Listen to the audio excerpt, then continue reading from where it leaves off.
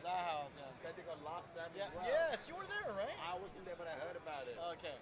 Okay. We rented it again because we liked it so much. Yeah. Now I'm looking forward to it. What time? Six. Huh? Yeah. I think so. All right. All right. I'll let you intro and do all that. Yeah. You start. It's your show. That's how much. All right, guys. So we are here with Shakif with Atomos. Tell us about all the new cool things you guys got going on. We've got two new products that we've just launched. One being the Ninja Phone, which is pretty exciting. You know, if you guys have known about the Ninja for a while, it's essentially the same thing, but this time using your iPhone that's sitting in your pocket, right? So it's the iPhone 15 Pro, the Pro Max. You put this case on, and then you put this attachment piece on the back, and it turns into a Ninja Phone. And essentially, you can connect any HDMI camera into it directly, and it cross-converts the HDMI signal into a USB-C that goes straight into the phone, and you can record ProRes and H.265 in 10-bit directly into your phone. That's awesome, especially for like social media content, quick delivery. I love the fact that it's a phone case and it's very slim. And that device that you're talking about, which I don't even know what you would call it, but the device it attaches to, That's right. It's very small and minimal. Yeah. So when you look at the whole entire package, it's really meant for run and gun, quick delivery, kind of events like where we are right now. Absolutely. Like, the whole purpose of designing the Ninja Phone was so that you don't have to use a computer anymore. Yeah. You shoot directly into your phone, you edit within your phone, and you just get it out of your phone as well, straight to the cloud. And the beauty of using a Ninja Phone is that because Apple's got that great infrastructure of network, you've got 5G connection, Wi-Fi 6E, so you've got all those speeds, right? And you've already got a SIM card in there with all that amazing internet speed in I your didn't know phone. you have a SIM card. That's new. I didn't even know that. Well, you're using your phone, right? Oh, that I got you. Of course. Right. I'm guessing over here it's Right. cardless SIM, is that right? Yeah, it's eSIM. eSIM. Yeah, eSIM. Yeah. So you can also do like H.265 uploading directly to Frame.io and do camera to cloud sort of proxy workflow if you wanted to. You know what I love?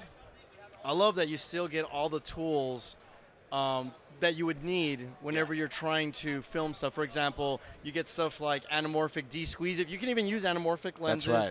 you get like all the tools like Focus peaking, right. vector scopes, Right. aspect ratio overlays. Yeah, it's really meant for people who want to like just get on TikTok, Instagram, use a nice fancy camera, yeah? Right. They're like, look, I know how to use the phone. It's pretty easy, it's Right. straightforward, but I want a better camera. Right.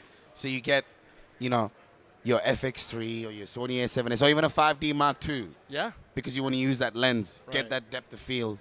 And then you attach a Ninja Phone and you're right there on the cloud looking pro. Right. And then the next product we've got is the Sun Dragon, which is a whole new market segment we've just entered. We've entered the lighting space. Well, Jeremy says it. The reason why we got into it is because, you know, we've got like this long-standing history and knowledge of LED technology because we use them in our panels. Makes sense. And it made sense to use that knowledge in light.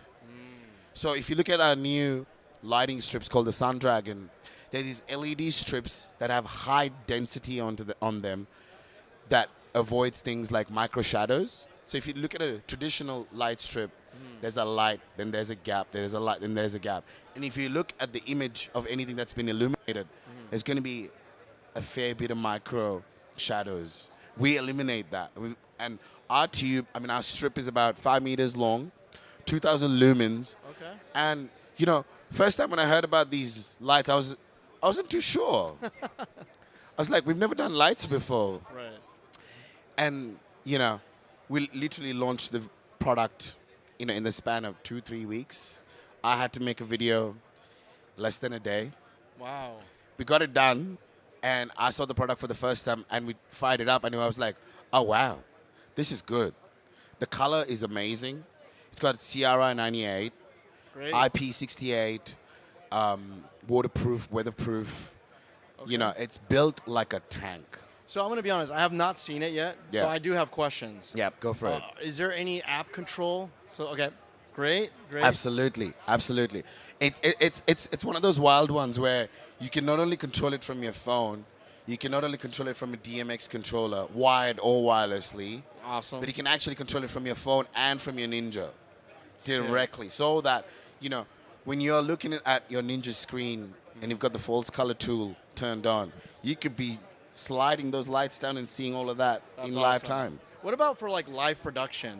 Are you going to be able to get the feed from the camera, especially because you guys integrate so much with your like Atomos products?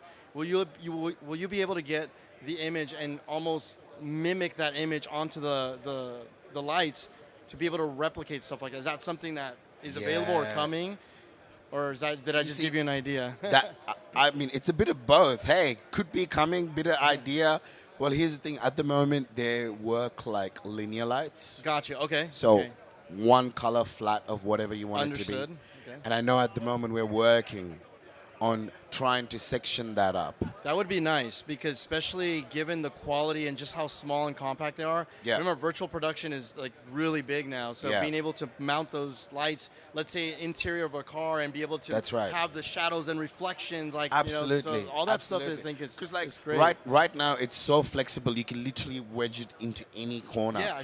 If you look at our booth, we got a motorbike just literally wrapped. I briefly saw it. Like I said, I didn't get a chance to actually play with it or Yeah. learn more about it. I did see the bike, and I was like, "Whoa, that looks interesting." Yeah. Very bright. Too. Yeah, very bright. Right. So that one over there, what you're looking at, is about 80% brightness. Oh my gosh. You still got a little bit of 20 left in there. It's like Tron, like It the is. motorcycle. It It's is. like, yeah. So talking about Tron, it is full RGB WA spectrum. Sick. You got, near perfect daylight color. Hey, I might just put this in my Cybertruck and run. I'm telling you. When I saw that, I was like, maybe I should wrap mine, because I ride a motorbike too. Oh, there you go. And I'm like, maybe I should wrap my bike with this I'm light. not going to use it for filmmaking. I'm just going to use it for my vehicle. And I'd be so bright anyone would see me. Yeah. You know what I mean? But those two are essentially like the two main products that we've introduced this year. But aside from that, I got to give a big, massive shout to our team for bringing in OS 11 onto the Ninja 5 and the 5 Plus. Nice. I think that new operating system, I worked on that, and like we worked on it all together to try and make this to be like this clean, beautiful operating system. Everything's been optimized, the icon's been refreshed. It is a reskin for sure, but introducing things like RE false color standard, Sick. EL zone false color standard. Oh, I love that. Yeah. You know what I mean? Yeah. We're just trying to bring more tools that people in the industry who are using higher end devices that can also come into our workflow and be like, hey, I'm familiar with this tool. Right. The EL zone is like a cheat code, man, for exposure. I mean, It's amazing. Yeah, it is It's amazing. amazing. And that's one thing I will say. Using your guys' products, and I've been using them for so many years. Yeah. The user interface is so intuitive. In fact, even on the Ninja phone, a little spoiler, I'm actually making a video of like top 5 things that I saw here at NAB, and the Ninja phone's actually one of them. Yeah. And one thing I did say in that video, again, a little spoiler, is just how intuitive the user interface. I love when you like hold it down and it brings up the menu. It feels like something that you've already used in the past and you're familiar with, as opposed to using something where it's like, how do I do this? That's right. And even like when there's certain tools that you may not use, like you can make them disappear, like turn them off. That's I right. don't use that. So again, very intuitive, and I give you guys kudos for that, because oftentimes when you're filming or you're on set, or even if you're using somebody else's camera, and if you're familiar with the tools that you already have, it just makes the workflow much easier. Absolutely. I think there is a massive gap between, your people that are using a camera just to shoot social media content every day. They didn't go to film school. It's all videography. You learn by doing your research on YouTube, right? You pick a camera and you start shooting. And for them, that audience is massive, and they're like, hey, I don't want anything too complicated. I just want to get shooting. And at Atomos we have this line that we say, you focus on the art while we focus on the tech. And the Ninja phone is a true trump to that statement. It's awesome. Now, I do have questions on the Ninja phone. Will there be future, and I don't know if you're even able to answer this or not, SDI instead of HDMI? Will there be a future possible update? Because, somebody might want to use a camera. Like, there's cameras now that don't have an HDMI output. They only have SDI. Is there possible? I don't see the reason why not. If we Okay. can get, HDMI in, cross convert that to USB-C, Right. and pack and ProRes and an H.26 file directly into the iPhone, I mean, it's just a matter of swapping out the cable. Right, that's- And you know what I mean? I mean, it sounds simple because I know you guys offer different types of, like for example, the Shinobi, I think it was. Yeah. There was an SDI version of it. That's right. Yeah. Yeah. So I'm hoping that there is a version. Also, too, I noticed that not all the features of the Ninja 5 are in the Ninja phone. Not I did yet. talk to, I was gonna say, I did talk to somebody and they said, oh, those are eventually coming. We That's are right. planning, which is exciting because. Again, we want all the features that you guys. We love your product, so it's like give us everything on that Ninja phone. Yeah. So Yeah. Because like the device that we have at the moment is still a prototype. Gotcha. The operating system is still pretty fresh, and we're Which- still working on it. And it works amazing, by the way. Yeah, it's very limited with what we've got at the moment, but that's not to say that the development team from the software side are not capable of building it. They have worked so hard on bringing this together, and we're listening to people. Right. All the suggestions, like yourself as well, people being like, can we record this externally? Can we do 4K? Can we get a loop out signal? You're answering all the questions I was about to ask you right now. So you're hearing them. We're hearing all this Yeah, stuff. yeah. And, that's the beauty about coming into these trade shows and, introducing a product before we've actually released it, is that we get a chance to listen to feedback and put that into the last bit of, the product development cycle and then bring it out. So, yeah, we'll be shipping it out in June.